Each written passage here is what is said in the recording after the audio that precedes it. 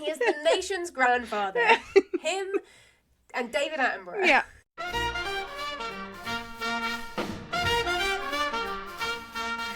Hello and welcome back to Why Won't You Watch Corrie, the podcast where I, Emily, try to convince my sister Vic to watch Coronation Street. I started watching in January, and what began as a casual experiment has somehow become a full-time personality trait. That I can definitely confirm.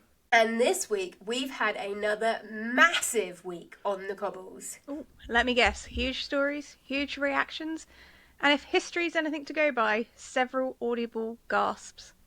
You know it. And dare I say, this week we might even have some answers. Oh, are you telling me the Theo mystery has finally been solved? Tell me everything. Easy there, Vic. Someone is starting to sound interested. I just like closure.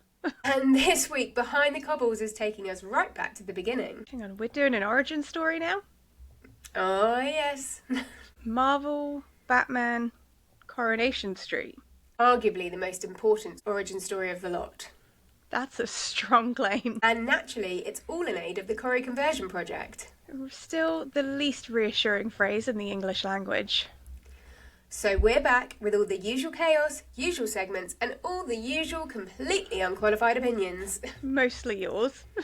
Exclusively mine. So whether you're fully converted, Corrie-curious, or just here for the gasps, let's get into it. This week on Corrie.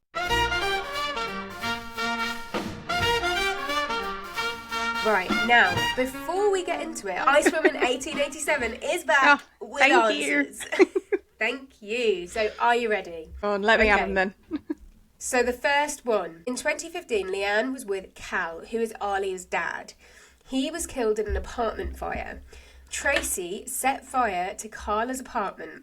Tracy was feuding with Carla over Carla turning her brother, Rob, into the police on Tracy and Rob's wedding day. Cal had asked Leanne to marry him earlier in the night, but what Tracy didn't know was her daughter Amy, with Steve McDonald, was in the apartment. Cal ran in to save Amy, but moments later there was an explosion and Cal was killed. Oh. I believe the question was... Carla Connor? Carla Swain? Carla Connor. Okay. Connor Swain, yeah. Yeah. So I believe that the question last week was who was Alia's dad that Leanne was with. That was the question. Mm-hmm. So that's the answer to that one. Okay. He died in a fire that was started by Tracy Barlow because she was mad at Carla Connor. Obviously. Yeah. The next question was why does Cassie live at Ken Barlow's house? Mm-hmm. Cassie lives with Ken Barlow because Steve and Cassie are together. Steve McDonald and Cassie are together. Steve lives at Ken's along with Amy and Tracy. Oh, what an awkward household. Why do so many people live there? It's, like, fair, but so Ken is Tracy's dad. Mm-hmm. Amy's the daughter. Steve is Tracy's ex. And so he's now living there with his new missus. What an awkward household to be part of. Okay, why is Ken letting them live there? I mean, he doesn't care. He's old. Yeah, he's got more people to look after him, I guess. Exactly. So I'll talk to him, you know?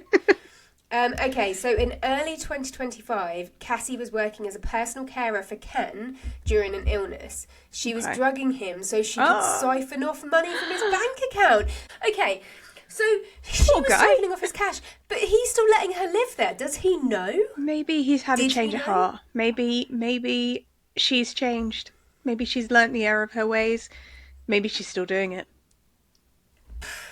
That storyline's to come.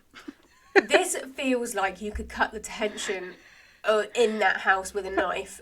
I'm not going around theirs for a brew, I'll tell you that much. Yeah, I agree. The next question was who is Charlie Stubbs? Because he was brought up in a conversation. So Charlie Stubbs was Tracy's boyfriend. Tracy and Charlie had a fiery relationship and each of them liked to control and manipulate the other. Wonderful. Charlie had an affair with Maria. So Maria is Gary Windash's missus. And is also Kirk's sister. Okay. Oh, yeah. Kirk.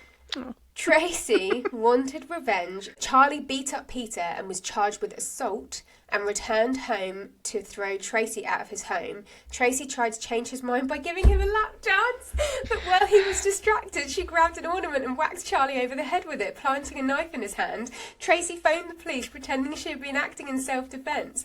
I believe Tracy was in jail for the murder from mid-2007 to 2010. What? What? Sorry, what? I love this. Tracy tried to change his mind by giving him a lap dance. Okay, so my next question was, who is Peter? Peter Barlow. Mm-hmm. So Peter Barlow is Daniel's brother and I'm assuming Ken's son. He's an alcoholic and has been on and off the wagon from 2008 to 2021. Background on Peter is that he was born on the show in 1965 along with his twin Susan, Adam's late mother. Oh, okay. These were in your song. They were in my song. Okay. His character returned to the show as an adult in 2000, having been off the show for 15 years. Peter was a bigamist when he married both Lucy Richards and Shelley Unwin in 2003. Lucy is the mother of Peter's son Simon. Peter and Lucy left the show separately in 2003. Lucy raised Simon without Peter until her death in 2008. Peter and Simon arrived back on the show following Lucy's death. During this time is when Peter first started having a problem with alcohol. Peter got together with Leanne and she helped him get off the bottle for the first time in 2009. Peter marries Leanne in 2010. Peter supports Carla Connor Swain. She had problems with alcohol in 2010. He supported her again after she was raped in mid-2011.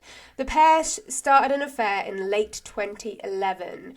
Carla and Peter married in late 2013. Peter started having an affair with Simon's babysitter / nanny, Tina McIntyre, through the early months of Carla and Peter's marriage. Peter falls off the wagon because of the affair and Carla is pregnant. The affair comes out, Tina is murdered and Peter goes to jail for the murder. But it was really Rob, Carla's brother. As I mentioned earlier, Carla turned in Rob for that murder. Peter is released from jail and leaves town. Peter returns to town a year later, involved with Toya. Peter and Toya try for a baby with a surrogate. Surrogate loses the baby, but Toya doesn't tell Peter. Eva, who is pregnant with the daughter, Susie. Oh my god, this is a lot of information. Eva gives Toya baby Susie to pass off as her child with Peter. Truth comes out, Susie is returned to Eva, and Peter breaks up with Toya. Peter and Carla grow closer. Peter supports her as she suffers from psychosis following the collapse of the factory roof in 2019 that killed Carla's half-sister Kate. Half-sister Kate's fiance, Rana Habib, on their wedding day. Why is everyone getting married in the factory? And why are people just giving away babies? Maybe she wasn't in the factory. Maybe he popped into the factory, made it to some emergency pants. You always need emergency pants. That's true. I know. Carla goes missing and Peter falls off the wagon. Carla recovers. Peter goes into liver failure in late 2020 and has a transplant in 2021. Carla and Peter marry just before the transplant. Peter leaves town around Christmas 2023 and they divorce. Okay. That was a lot of information. That was a lot of names. I mean, everyone seems to be connected to everyone. Like, everyone's connected to sorry. It's the 6 degrees of separation. There was way more than 6 there, Em. I'm pretty sure that was like the 20 degrees of separation. Okay, Vic, that's enough of the past storyline. Shall we get on to the present? Let's do it. Okay, Vic. We are going to start this week with Storyline 1, and Storyline 1 is actually not as big as it could be, but it's going to be impactful, and that is our Who Done It. Yes! Go. Tell me. The storyline starts like this. The week starts like this. Kit does not trust Gary. Okay. Maria does not trust Gary. Okay. Gary does not trust Gary. Excellent. We're off to a good start. There is one scene where he is hugging Sarah, because you know him and Sarah, there's something going on there. Yeah. They have lots and lots of secret chats this week, and I can't work out if they are having an affair or if they are covering for each other. I'm not 100% sure what's happened, but at one point Sarah's hugging him to be like, it'll be okay, don't worry. And he's like, I just don't think I can do this anymore. So, as I said, Gary doesn't trust Gary. Summer is still in prison because obviously Tyrone at this point is still not telling the truth. Summer ends up in hospital because Summer is diabetic, and Summer decided to tamper with her auto-injector thing so that she would get unwell because she doesn't want to be in prison. She can't do it anymore. She's struggling. So this obviously leads to Todd being back angry in the Rovers, yelling at everyone. Yeah. That is the part of this storyline that I'm struggling with, is Todd, actually. Like, I'm just a bit like, I'm mad at him being so mad. But anyway, let's move on. Later in the week, Tyrone admits that he saw Summer, goes to police and tells him that he saw Summer that night and Thea was still alive. So as a result, Summer gets released. And then Todd's anger goes from angry that she's locked up to now saying to anyone who will listen that Summer will sue because the police got it wrong. Now, I'm sorry, but they had all the evidence pointing at Summer. Yeah. So they didn't mess up. They followed the evidence. They arrested the person that had the evidence. Tyrone didn't give her alibi. So again, this storyline I'm just finding utterly infuriating because it's bullshit. Yeah. In my opinion. Yeah. Kit is like a dog with a bone when it comes to Gary, and he is adamant and he is speaking about it to anyone that will listen. Now, obviously, he is in a relationship with Sarah Platt. So Sarah Platt keeps overhearing this stuff. At some point, she's trying to log into his computer to see what is on the official police computers. Somehow manages to very easily crack his password. Anyway, let's get through to Wednesday's episode. At the end of Wednesday's episode, we have a flash forward. That's a lie. We have a flashback. Okay. We have a flashback. Makes sense. To the night of the murder. And what do we see? We see Gary Windash on top of the scaffolding, holding some lead piping. What? I'm sorry, what? I know. Now, questions I have. A, why is Sarah Platt still involved then? Because she didn't seem to be in this flash forward. Did she see it from afar? And because she was obviously leaving the wedding, so maybe she saw it. Yeah. Maybe he confided in her. Did Gary do it? Or is this another red herring? Did he show up to do it? Yeah. But then he didn't actually. Like, Say throwing this out there, did Sarah do it? Gary saw it, came rushing out and grabbed the pipe off of Sarah and was like, what have you done? Go. And that's the bit that you've actually seen. It's the bit after she's gone and he's waving this bit of lead piping around. yeah. I mean, I wonder, it could be Platters. Maybe it is. It's not, won't be the first time. From what I've heard. That is true. Don't go digging up their conservatory. No. That is it on the Who Done It for this week. So there are some big movements. Big progress. What do you think? Yeah. I feel like the flash forward is a red herring. I don't think Corrie would give us that personally. I think they'll. I like to think. I don't know them personally. I would like to think that they would keep the twist and that it's going to be a twist at the end of who actually has done it. Yeah. I think they'll drip in all these clues so that when it does come out, you'll be like, what? Or like, you'll be gasping. I think you might be right, because I feel like there's still a couple of weeks until I think we're officially meant to know. I feel like this might be another red herring. Yeah. And I kind of like your theory on it being Sarah Platt. And, you know, that being it. Don't know. I mean, part of me wants it to be Todd because he's being such an arse. Same. Like, just get him in prison, let him cool off. We are going on to Daniel, Teacher B. So obviously last week we know with Daniel, he had the social services called on him, he found out who the truth teller was, he is having issues generally. This one's quite short actually, but basically the social services come round, he finds out, obviously after blaming everyone for calling social services, we find out it was actually Bertie, his son's school, who called social services, because they overheard Bertie talking about it.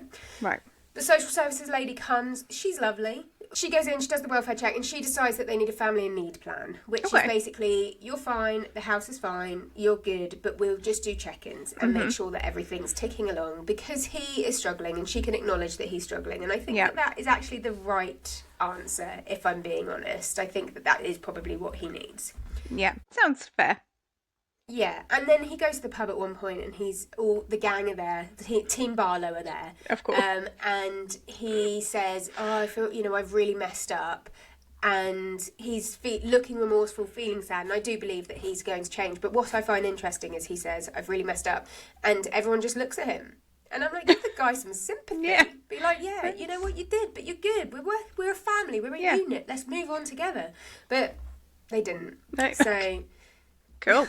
Whatevs. Well, I mean, But the anyway. Barlows have been through a lot, so maybe they were like, we're not doing this again. I mean, we've heard they've been through everything. They're like, this is minor. I don't care. Like, all you did was, neglect your child. We've had house fires and alcoholics and all sorts. You're fine. You're good. Exactly. It's like, it's easy. So let's continue with Daniel into sister, because it all kind of fits. But basically, the sister is David continues not to trust her. Yeah.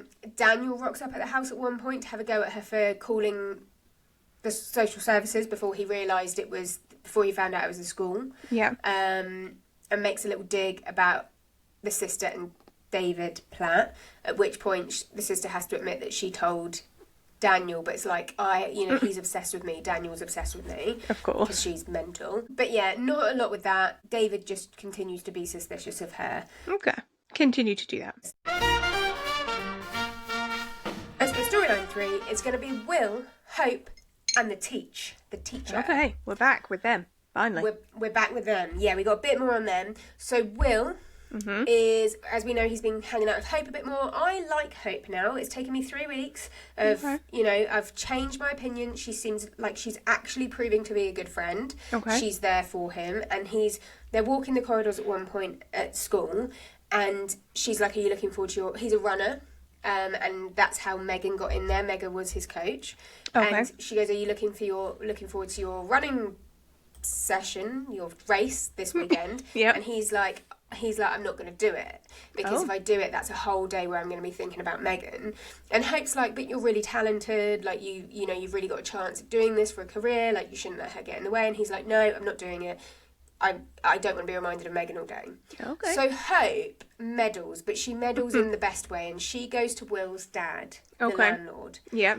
and says what has happened. And then Will's dad has a word of him and is like, "Look, your mate Hope has said this," and actually it was a really lovely scene, and I wasn't mad at anyone, and it was dealt with in a mature, correct manner, I felt. Excellent. And Will decided to run his race, which is good. Okay. We're going to park that. We're going to come back to that, because we're now going to move on to, in the middle of the week, he is getting texts from this kid, I think his name is Luke or Liam, who was at another school, who had also been rumoured to be groomed by the teacher. Oh. And he had basically said that he hadn't, or something like that, but he's texting Will saying he wants to talk to him. Oh. So Will goes to meet him after his exams one day, Excellent. And who should rock up but the teacher? Of course. And the teacher rocks up to basically say, "Take it back, I know you don't want to be with me, but tell them it's not true, otherwise do you want me to be in prison? We were in love, blah, blah, blah, blah." And luckily, he just says, "Leave me alone," and walks away. Okay, good. So, good. but she was back in it this week, needed to be told. Yeah. Jump back to where we were. He's done his run. He's preparing to go for his run. He's got a water bottle. And we see Sam, Harry Potter, run and push the water bottle out of his hand. Oh. We will come back to that later. That is Okay. important. Okay. He does his run. And then later we see Will playing video games. And Harry Potter rocks up and has a massive freak out and runs out. And Will runs after him. We will come back to that later. Okay. In fact, not later. We're going to move into it now. Let's move into our next storyline of the week. Harry Potter. Yep. I feel like Evil Rory is about to make an appearance, isn't he? Evil Roy is about to make an appearance. Excellent. Okay, Harry Potter. Oh, I don't like Now. how you just said that. As we know from last week, Harry Potter is struggling. Yeah. Harry Potter is seeing Evil Roy. Harry Potter is talking to himself, fighting the air. There's a lot going on with him. He's continuing to struggle. Evil Roy is still there. Evil Roy has it out for Will. Evil Roy wants Sam, Harry Potter to teach him a lesson, and Harry Potter keeps saying no, and it's escalating through the week, so more and more we're seeing him talk to Evil Roy without Evil Roy necessarily being there, so we can see that he's talking to himself, in case we were unsure as the viewer, but we know what's happening. Okay, go.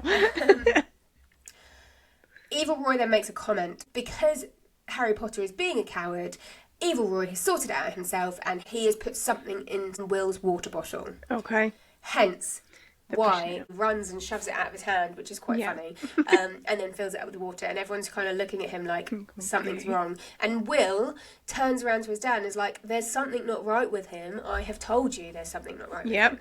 Mm-hmm. Sam's psychosis has taken a step up. Okay. We know his psychosis has taken a step up because the camera angles change. Of course they do.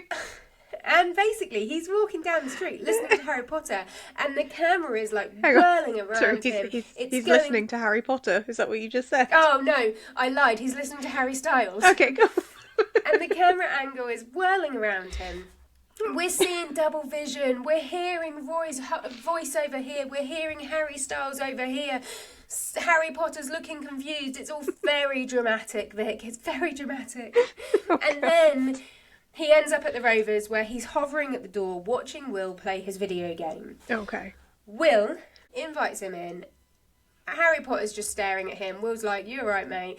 Then Harry Potter's like, I can't be here, and runs out. Will follows him, runs to Roy's rolls, runs in and locks himself in. Will's on the outside of the door, like, Harry Potter, let me in. Leanne rocks up. Yeah. Who's the stepmom. Then Toya and then Nick, his dad. So they're all stood outside like, what is happening? Harry Potter's inside talking to Evil Roy. But then Good Roy appears. So at that point, Harry Potter's like, how is this possible? How are there two of you? And you can see that Roy's like, huh? Yeah, what are you talking about? And then there's like, drama ensues. There are words thrown. There are comments made. There is a chair thrown at Good Roy. He gets a cut in the head. We don't see that happen. We just see the cut on his head afterwards. Yeah. I know. So then Harry Potter panics and runs out and runs away, and no one manages to catch him. So he goes missing. How fast can this boy run? He should be doing the running, if not Will. Considering that Will is a runner, you would have thought he could have caught up. Yeah. But hey-ho. Wowzers.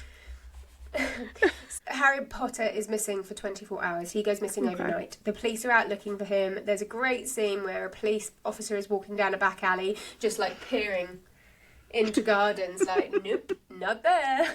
Nope, not there. Wonderful. And at one point, when the police officer is distracted, Harry Potter runs out of said garden. Oh my God. And he ends up on the precinct. Wonderful. Yeah. Harry Potter is on the precinct, and Carla Connor Swain is there, and she walks past him and sees him and is like, hey Sam, do you know that everyone's looking for you? In 2019, Carla had her own psychosis storyline, so she recognises in Sam what's happening, and she manages to talk him down, she manages to get him to stay. You can see he's super paranoid, thinks everyone's out to get him, and whatever, but as they're talking, then obviously Nick rocks up with David Platt, and Nick grabs him and just like bear hugs him and won't let him go. David Platt turns around to Carla and is like, is he okay? And she's like, no, he's got psychosis. He's not okay. Like, he is not okay. So then at the end of the episode, they've got him in the car, they take him for a drive. He's like, Nick's like, we're going to take you home. But actually, thankfully, they take him to hospital. Oh, thank God. Thank God. In an improvement, what I would like to say is Leanne. I think Leanne is the best step-parent ever. She has been with him every step of the way for this entire storyline, and when they're at the hospital dropping him off to obviously get treatment, she's the one that's like, take my hand, we're going to take you in, and he takes her hand. There's obviously a lot of love there, and I would like to give Leanne props for being a good step-parent. So, yeah. Good. Other side note I'd like to make is Evil Roy is such a good character that I would quite like him to have a spin-off. Okay. Like a standalone episode, or like a whole series of Evil Roy? I think a whole series. A whole series. Or what, of him just like terrorising the street, or? I don't know, I'm not a scriptwriter. Okay, fine. Storyline mini one of the week is Tyrone. So obviously Tyrone, we know he's now told the truth about Summer. How that came about is he is obviously feeling guilty about this whole situation, and he fesses up to Fizz and is basically like, I've lied to the police about Summer, I know about Summer, and the reason I lied was because of this. And he tells her the whole story, and is like, but it was, and his side of the story is, yes, he dropped the car on Carl, but it was actually an accident. He saw Carl under the car tinkering with Kevin's brakes, and he wanted to film it to catch it, so Carl would end up going to prison. Right. And then at one point he panicked and he accidentally pulled the whatever it is that you prop a car up with, so then the car dropped on him and he panicked and ran away. Now what he does have is video evidence backing up this story. Okay. But what I would like to say is because he was filming it, so he could, so his story is backed up. But what I would like to say is he deleted the video the day after. So the day after would be the 24th of April. Yep. I'm pretty sure when you recently deleted, that stays in that inbox for a month, right? Yeah. Mm-hmm. But it was still there earlier this week. So Corrie has not caught up to June yet, I would like to say. We are no further than the 24th of May. Cool. So basically, because he's now got his story, he goes and sees Carl and he's like, yeah, you know what, Carl? It was me. I did drop a car on you. And you know what? You can go to the police. But if you go to the police, I've got a video that shows that you were tampering with Kevin's brakes, and you've made numerous threats where you said you were going to kill him. So that is attempted murder. Whereas the video quite clearly shows me accidentally drop the car on you, so all I would get is ABH. I mean, the fact that he accidentally dropped a car is mind-blowing. I'm sorry. I don't think those, carjack things are that easy to accidentally hit. I mean, I could be wrong. I don't own one. I don't know. Yeah, you got to twist them to get them released. Next time I have my car up on a jack, I will test to see how quickly it drops. But yeah, so basically it gets Carl, Big Bad Boldy into a bit of a bind, and he's like, but then Tyrone then feels confident enough to then go and tell the truth about Summer. So that is why I'm the glad. truth is out about Summer. Yeah. Yeah. Next mini of the week, Debs is obviously back in it again for the second week. I think again they're just continuing the storyline, so we're aware that she's still got her dementia, but basically it hasn't magically disappeared yet. It hasn't magically disappeared. Her other half, Ronnie, and her friends were organising a holiday abroad to Spain with her, and she's like, I'm not going to go because I don't want to be in a foreign country and have a dementia moment. So that's fair. That's it. Yeah. So that's her storyline. As I said, just tinkering on. Mary Taylor was back this week. Excellent. Love it when Mary Taylor's in there. But I've got two favourite storylines for Mary Taylor this week. One, she is in The Undertaker's delivering some flowers, because Mary Taylor works in a flower shop. Okay. And she turned around to Todd and said, do you ever talk to the corpses? Because I talk to the flowers sometimes. And he's like, no. So what? No, I never talk to the corpses. He said, I never talk to the corpses. What do you think? I'm just going to turn around and be like, hey, how did you like the football last night? And she was like, no, that's a stupid question to ask. And he was like, well, what should I ask? And she goes, you should ask in the afterlife, do you still get hiccups? And I'm not going to lie, Vic. I'm not going to lie. It made me think, well, do you still get hiccups in the afterlife? That's a great question. Good point. I can't... Because there's no scientific reason for hiccups. So, therefore, there'd be no scientific reason why you would get them in the afterlife. Okay. Wasn't prepared for such deep conversations. The other Mary Taylor moment of the week was she was in the Rovers and Idris was in there. And Idris, Adam Barlow and Alia were in there. And Mary Taylor was staring at them, and Idris was like, why is that woman over there staring at us? And Adam Barlow goes, don't worry, she fancies me. She's lovely, but she fancies me. And then Mary Taylor comes running over, pushes Adam Barlow out the way, and turns around to Idris and goes, we've met before. And he's like, have we? And she goes, but not in this realm. I was a washer girl, and you were a stable boy. I love Mary Taylor. She also, her and Evil Rory should be in their own show together. Their own spin-off. The Adventures of Evil Roy and Mary Taylor. Yes. Because let's be honest, if anyone on that street can see Evil Roy besides Harry Potter, it's going to be Mary Taylor. He'll be like, Sam's not going crazy. Evil Roy, he's right there. We'll be like, he's right there. Okay. Jesus. Next thing that has happened this week that I think you should know about is Kirk was obviously in it at one point, and Kirk is talking about how his parents had donkeys growing up, which didn't surprise me at all, but I feel like that's information shared. I appreciate that information, actually. I'm giving a more of a rounded view of Kirk. Yeah, exactly. Bit of Okay, Vic, we are moving on to the Coronation Street Stats Report. This is the part of the show where I run through the stats of the week just because I love a number and I love to share a number with you. So let's get into it. Are you ready? I'm ready. Hit me with some facts. Number facts. Okay, number facts.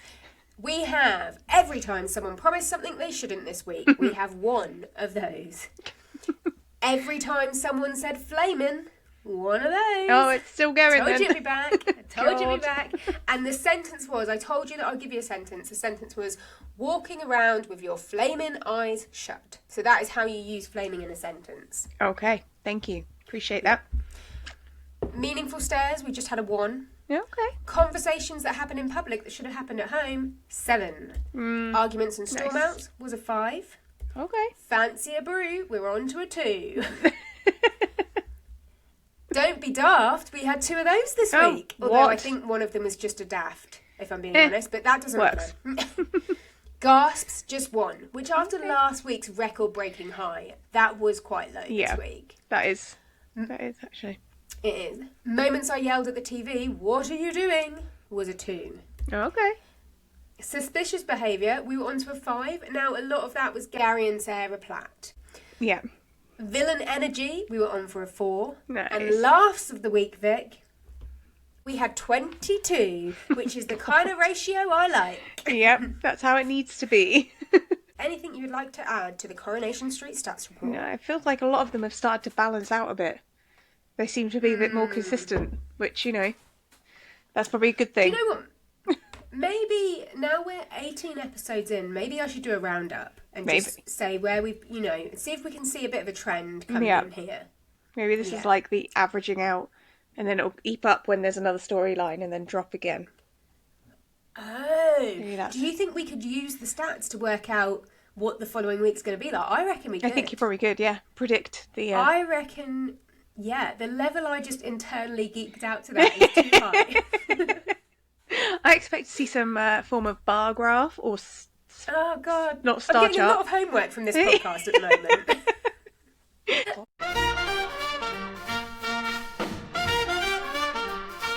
We are moving on to the awards of the week. This is the part of the show where I give out awards just because I can. Absolutely. And number 1, as usual, Villain of the Week. And we have 2 contenders. Oh, okay. And actually, if I'm being honest, I think we've got 2 awards to give out. Okay.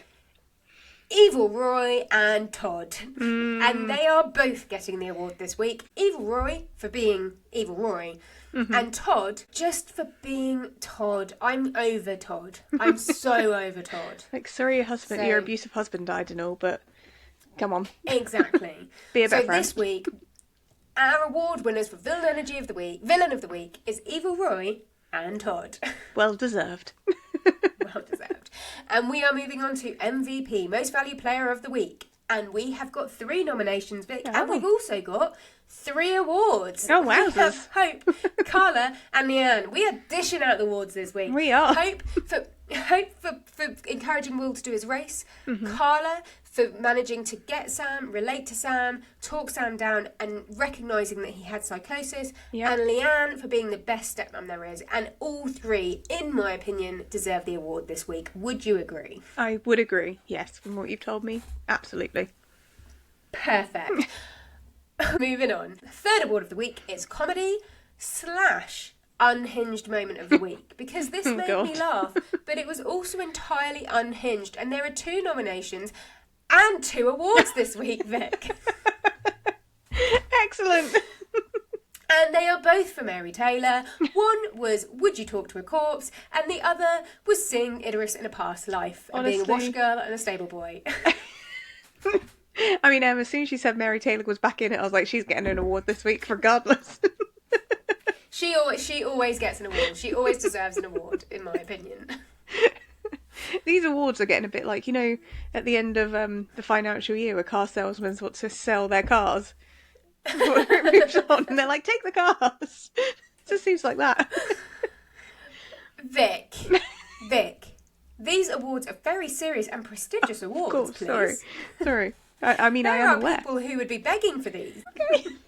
And our final award of the week, Vic, which will mean nothing to you, and I'll need to explain it, but our Okay. final award of the week goes to Shona. And the award is for the fastest tracheotomy changer in the Northwest. And the reason for that is because David, at one point in the show, goes, oh, yeah, you should get... she said something about not having any awards, and he said, you should have an award for being the fastest tracheotomy changer in the Northwest. And she said, I wish someone would give me an award for that. And you know what, Vic? We will. This week, Shona has an award for being the fastest tracheotomy changer in the Northwest. Okay. Okay. Cool. Yeah. And that is our awards of the week. Yeah, they've been good. It's just been the most awards we've ever given out.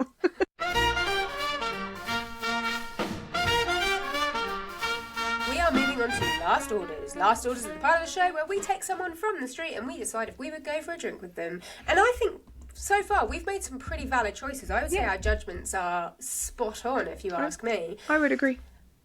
So that's why this week we are going with Roy Cropper. Okay. From Roy's Rolls. We're going Good with Roy? Good Roy. Okay. We're specifically going with Good Roy. Okay. Okay, Vic, from everything I've told you so far about Roy, what are you thinking? I mean, he seems great. He seems like he'll have you back, and he sounds like he's just generally a good guy and nice to hang around with. So, I'm in. I'm there.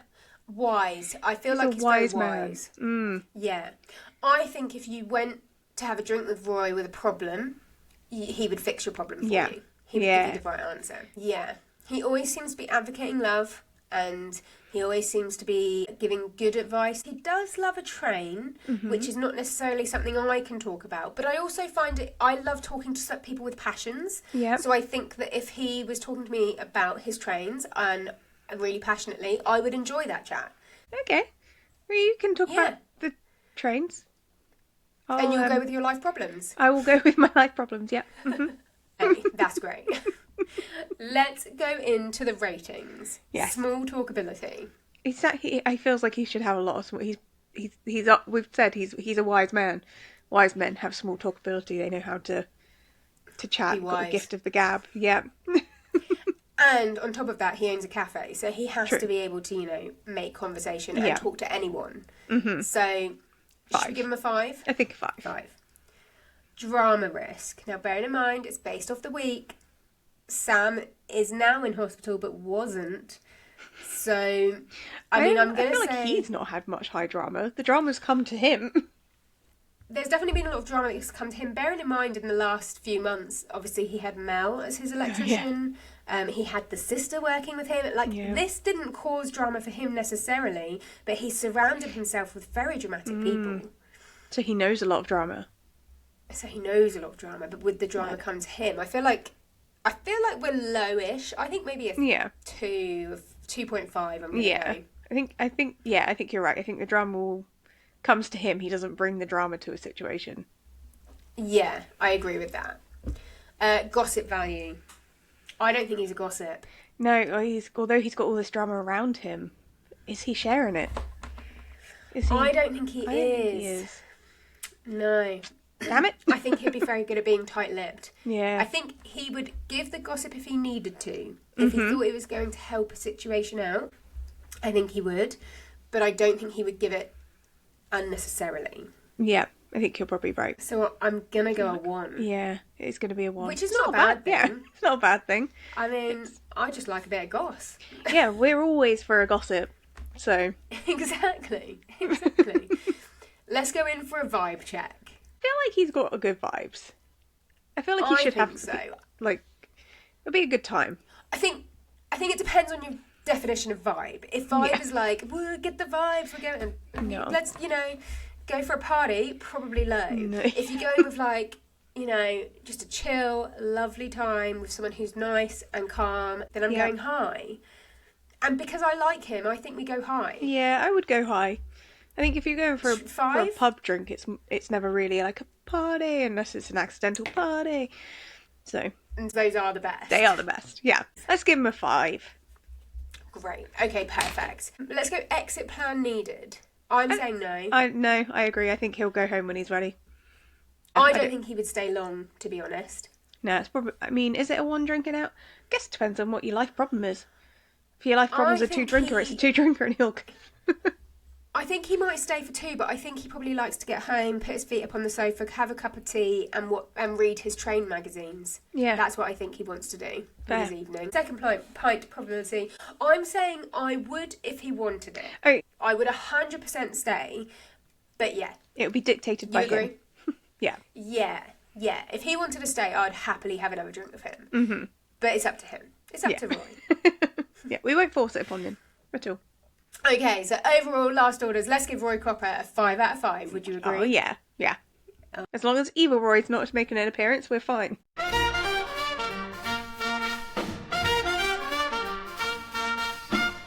Okay, Vic, we're going to move on to On the Cobbles without Legacy Lauren. Oh.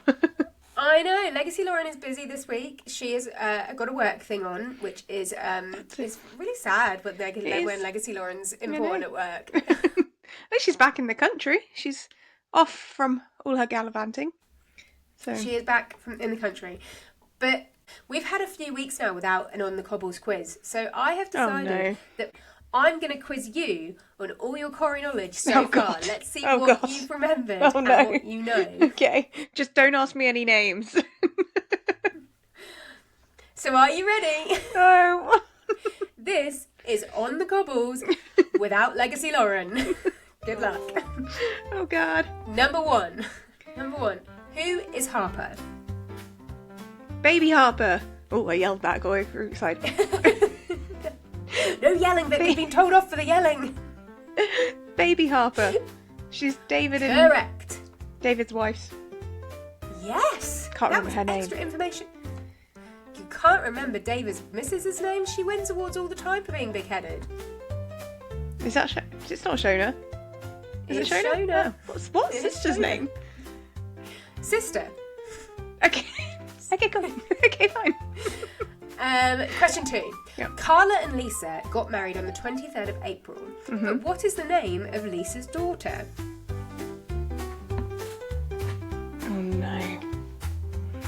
Oh no. She discovered the body. Yep. It begins with a B. That's true. Yes? Okay. I want to say Betty, but I think that's wrong. It's like Betty, but it's not Betty. I won't take Betty, but I will confirm you're close. You can have a half point for cool. Betty. It's Betsy. Oh, M. Come on, that was pretty close. It was wrong though. Fine. Number 3. What is the name of Rory's cafe and what happened to it back in April? It's Roy's Rolls. We've mentioned it many times today, and it got. That's true. It got burnt. It got burnt down, but it got set alight. It did. Number 4. Tell me 5 members of the Platt family. David, Sarah. Mm-hmm. Does Shona count? Yeah.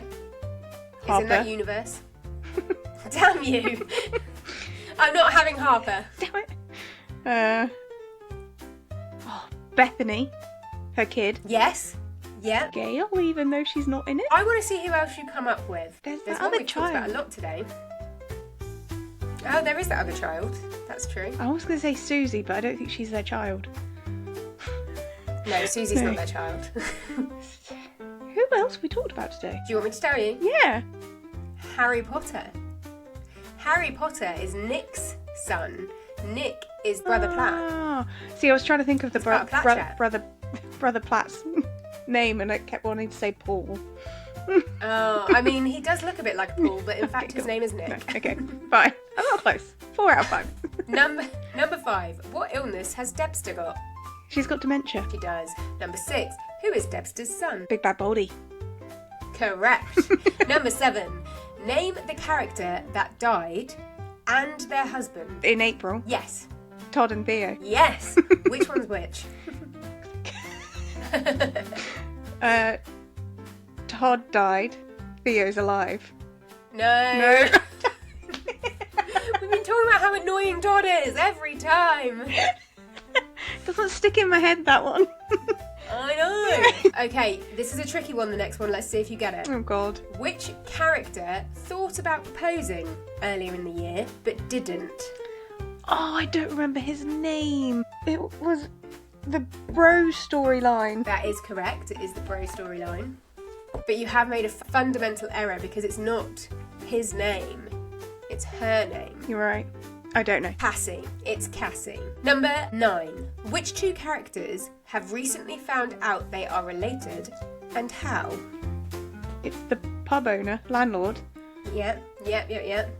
and his now brother. Yep. And how are they related is the question when I They're say half how. brothers. By whom? Their mother-in-law? No. No? By their father? They share the same father. Okay, fine. Jim McDonald. I don't The remember. mother-in-law is... Oh, anyway. Number 10. Which prison inmate befriended Debster while she was in prison, and who are her children? Ice Woman informed us of this last week. Oh, God, I don't know. I remember this. Do you know... I remember the storyline of them being in prison and having two. And Do how... you know who her children are? No. Okay. No. It's Lou, was the prison lady, Right. and her children are living with Sally, and it's Brody from last week. And the other two, honestly, I don't remember their names either. So Joni and Shanice, I think. Okay, So cool. I would have just said yes. You could have said any names and I'd have been like, yeah, sure. Number 11. What was Shona and David going to send down south to Harper's surgeon? Do you believe this may have been pies? It was pie. I do remember that pie chat. Number 12. Why did Kirk think one leg was longer than the other? I don't remember. I remember him walking backwards, but I don't remember. It was around that time. He was Okay. walking backwards and he was standing on one leg to try and improve muscle strength. Okay, cool. Number 13. Who had a baby left on their doorstep? What was its name and why was it there? It was Carla and Lisa. Yep. I don't remember the baby's baby. Don't remember the baby's name, but it was there because the grandmother was going in for an operation, I think. True, the baby was called Connie. Number 14, and the final question of my version of On the Cobbles It's a lot harder. is... Who are Ken Barlow's kids that are currently in the show? Bonus points if you can also name his grandchildren. Well, there's Tracy Barlow. Yes, there's Tracy Barlow. Baby Susie died. No. No, What child is it that died? Susan. Susan, but she was an adult. Okay, well, she still died, didn't she not? Okay, fine. The Fine, twin, fine, one of the yeah. twins. He had twins. Yeah, okay. Yeah. So, Paul? currently in the show. Oh, Peter, I think you're Peter? thinking of, but Yeah. he's not in the show currently. okay, so Tracy. Yeah. There's Teacher B, but it's son or grandson. You probably want to think more about what I've been telling you on the pod, not on the video. That's where I got teacher from, Teacher B. Yeah. In terms of whether he's son or grandson. You keep saying son. So, There we go. son. Okay, cool. Okay, so you've got the kids. Who are the grandkids? Every other child on the street. At this point. Everyone else. Everyone All else of us. is related. We are all Ken Barlow's grandchildren at this point. It's true. He is the nation's grandfather. Him and David Attenborough. Yeah, yep. And that is On the Cobbles with no experience Emily. Come back, Legacy Lauren. This was hard.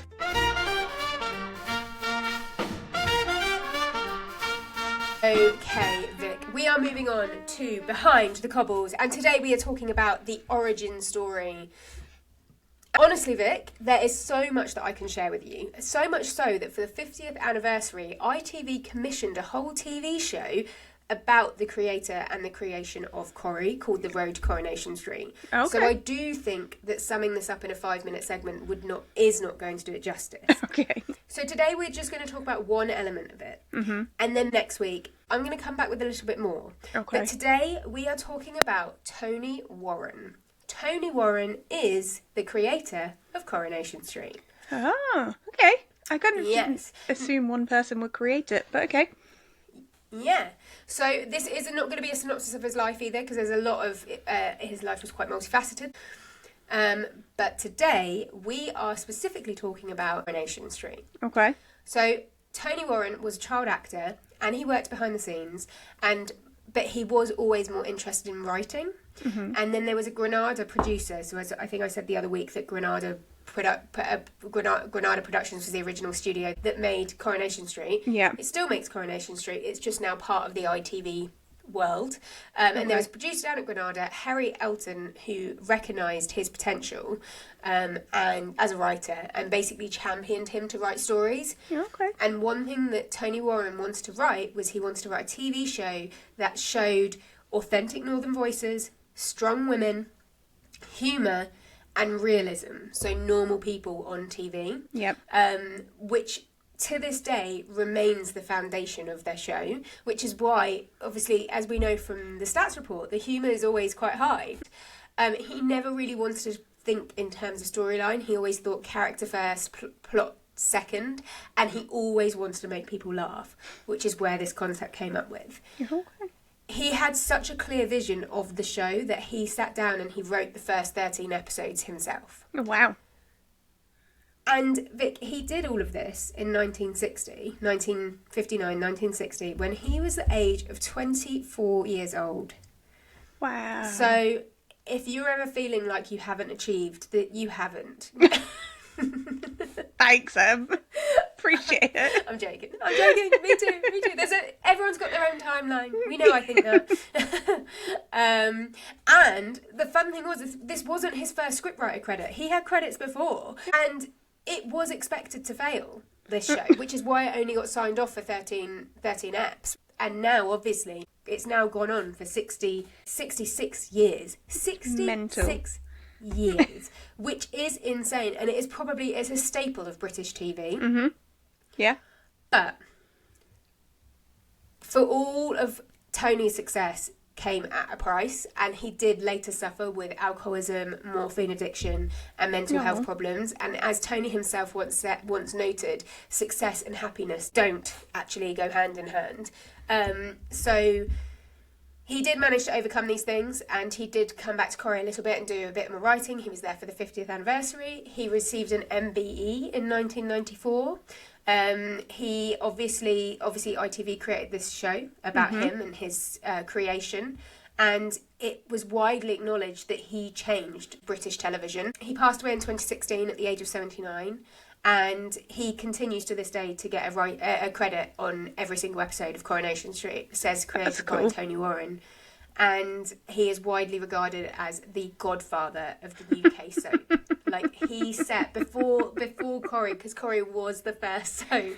Okay. Because Corrie was the first soap. He set the sort of blueprint for what a soap should look like. So yeah, that is Tony Warren, our Lord and Saviour. Bit extreme, but okay. Okay.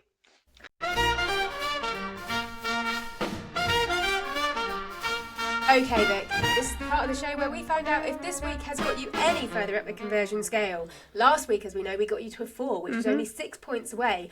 I'm a bit worried that is going to have panicked you by how excited I got, and that's going to cause no movement this week. But I feel like we have to reflect and think about the fact that we've had some, the Sam storyline is getting wrapped up. The whodunit has got movement, which, we know you want that. I do. The sisters still really confusing, to be completely honest. But we're both feeling that. Yeah. Tell me your thoughts. So you are correct. This week has been some good story progression. I have enjoyed that. It's nice to see that Harry Potter is getting the help he needs finally. I'm glad that they did it in a way that was sensitive to him and got him to safety without that escalating further. I think it would have been very easy for the writers to just drag him off, kicking and screaming, almost. The whodunit, I think your flashback is a red herring, and I'm enjoying. I am enjoying the like bits of information coming out. So maybe I am enjoying it more that they're slow burning it than they've just gone and arrested someone. I do think they need to hurry up a bit. Don't get me wrong. It's been 6 weeks since their wedding, this murder. With the Corrie timeline, Vic, I'm not sure. Okay, fair. It could have been 6 weeks, it could have been less. Okay, fine. The rest of the stories are plodding on. They're not doing anything major. The amount of information that I remember, I'm concerned with. But there's also a lot that I did not, so... Are you joking? I was impressed. Oh, right, you're concerned because you remember too much. Yeah. Is that what you mean? Yes. Okay. I mean... Clearly this is working somewhere. Exactly. Legacy Lauren, please come back. Please put Emily's brain to the test, not mine. Fair. Yeah. So with everything that I've heard this week, everything you've told me, everything I'm feeling, this is not you. This is me. Oh, she's feeling. I can get so excited, Em. I think I'm going to stay at a 4. I knew it. I didn't get scared from last week. Don't think right. about that. I just think, although stories are progressing and they are moving forward, and things are being done very carefully and very sensitively and in all the right ways, this week hasn't made me want to watch as much as previous weeks have. Okay, so here's a question for you. Are you interested in the Road to Corrie show that was made? It's a 75-minute standalone show on ITVX. Now, I'm sure it's going to have a lot of interesting facts to it. Do I want to commit that time to watching it? I think for me, although there does sound to be... I'll tell you what, don't answer. Okay. Think about it. Okay. This week, have a think about whether you want to watch it. And if you do, let us know next week. Okay. I'm not asking you to watch an episode this week. I'm asking you to watch a 75-minute Road to Coronation Street show. Honestly, I think the Road to Coronation Street 75 minutes is probably longer than watching a week's worth of episodes. That is correct. So, I'm not sure what the lesser of two evils is there, Em. But one's more like... It's not got the soap element that I think everybody who I speak to who doesn't watch it is averse to. I think if it's more like the behind the scenes, like I like the behind the scenes of certain TV shows and movies. I think it'll be like that. Then maybe, but I'll have a think. I'll think more. I'm going to watch it this weekend. Okay. So I'll let you know. Okay. Keep me posted. Okay. So we're sticking at a 4. Sticking at a 4. Enjoy the progress. Not make me want to watch. I'm disappointed, but I'm not surprised. Okay. So next week we will be back. We will continue. This is not ending here. We are moving on. I'm going to pick myself up. I'm going to come back with some more origin story facts, with some more enthusiasm, more stories, more behind the cobbles, hopefully some legacy Lauren, and we are getting you up a point. A fraction of a point next week. So help me God. Okay. I'm Emily. And I'm Vic. And I'm nervous. And this is Why Won't You Watch Corrie?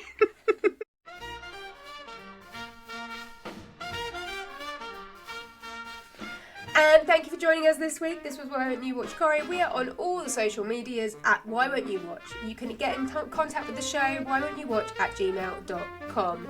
A shout out and a thank you again to @icewoman1887. I am probably going to follow up with a diagram for that because I feel like Vic needs one. And do you know what? If anyone listening is on our socials and wants another educational video, let me know and who I should do, because I am tempted to do Carla Connor, but I'm nervous about doing Carla Connor. So I would like to give a shout out to Lara, who messaged and said that we should do one for, called Six, as in the musical Six, which made me laugh a lot. And I stand by, there should be a Coronation Street musical. Have they done a musical episode before? I don't know if they have. If they were going to, it would have been the 90s or the noughties, because that's when all the musical episodes were out. I will let you know. Okay, cool. Because I tell you what, Vic, that is what we need in our lives, a musical episode of Coronation Street. I couldn't agree more. You do need that in your life. We do need that in our lives. You are correct. Anyway, that's it for now. And that's a wrap for this week. We'll see you again next week.